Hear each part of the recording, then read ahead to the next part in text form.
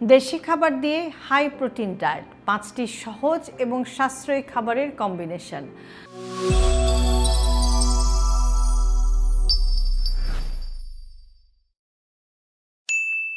High protein diet মানেই কি দামি চিকেন ব্রেস্ট, প্রোটিন শেক বা বিদেশি খাবার? একদমই না।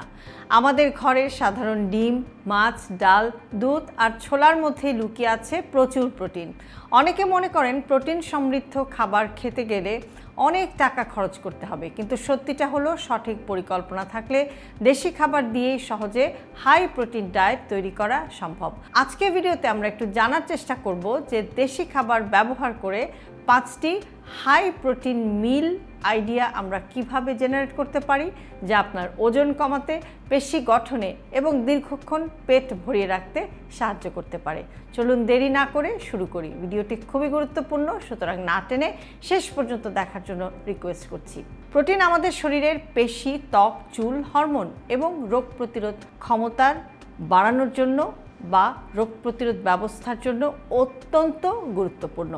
প্রতিদিন পর্যাপ্ত পরিমাণ প্রোটিন না পেলে দুর্বলতা, পেশি ক্ষয়, অতিরিক্ত ক্ষুধা এবং ক্লান্তি দেখা দিতে পারে।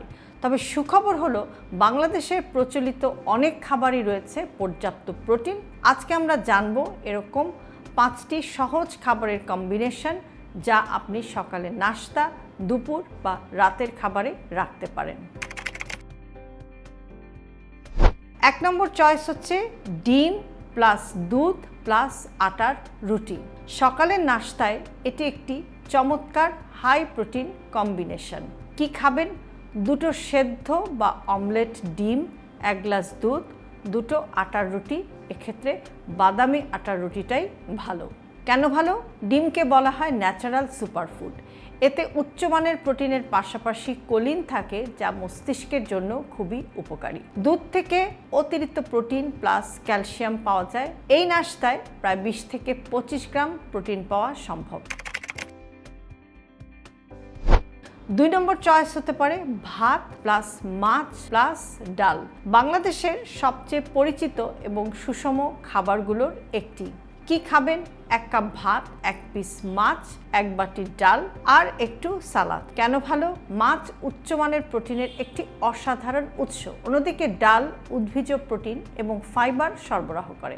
মাছ আর ডাল একসাথে খেলে প্রোটিনের মান আরও উন্নত হয়। 3 নম্বর চয়েস হতে পারে ছোলা প্লাস ডিম প্লাস শসা। যারা ওজন কমাতে চান অথবা বিকেলের স্বাস্থ্যকর নাস্তার অপশন খুঁজছেন, তাদের জন্য এটা একটা দারুণ চয়েস হতে পারে। কি খাবেন? 1 কাপ সিদ্ধ ছোলা, 1 থেকে 2টো সেদ্ধ ডিম, শসা এবং টমেটো। কেন ভালো? ছোলায় রয়েছে প্রচুর প্রোটিন এবং ফাইবার।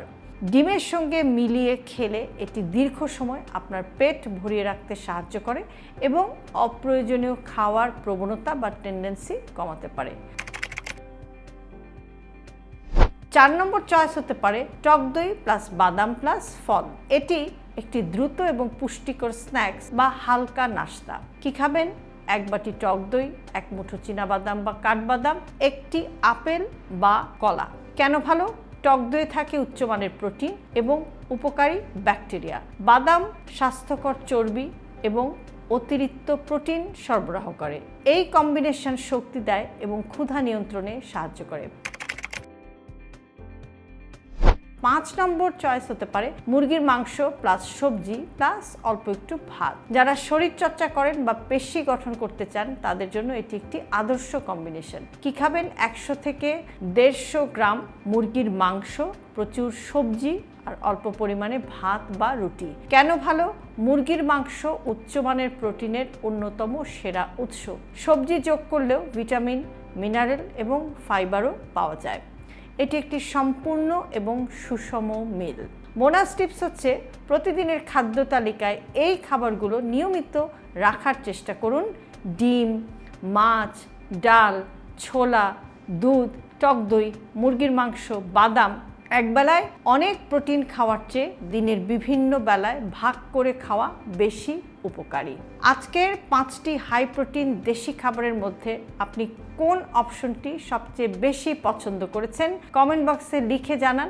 ভিডিওটি ভালো লাগলে লাইক দিন। হেলথি লাইফস্টাইলকে জটিল ভাববেন না। আপনার দৈনন্দিন জীবনের খুব ছোট ছোট অভ্যাসের পরিবর্তনই আপনাকে নিয়ে যেতে পারে একটি সুস্থ জীবনধারার দিকে। আর সেই কারণে সবসময় আমরা বলে থাকি হেলথি লাইফস্টাইল সিম্পলিফাইড। আজকের ভিডিওটি যদি আপনাদের কাছে ইউজফুল মনে হয় তাহলে অবশ্যই প্রিয়জনের সাথে শেয়ার করতে ভুলবেন না। আর এরকম আরও ভিডিও প্রতিনিয়ত পেতে সাবস্ক্রাইব করুন আমাদের ইউটিউব চ্যানেল এবং ফলো করুন আমাদের Facebook page with doctor Shahnaz Chowdhury.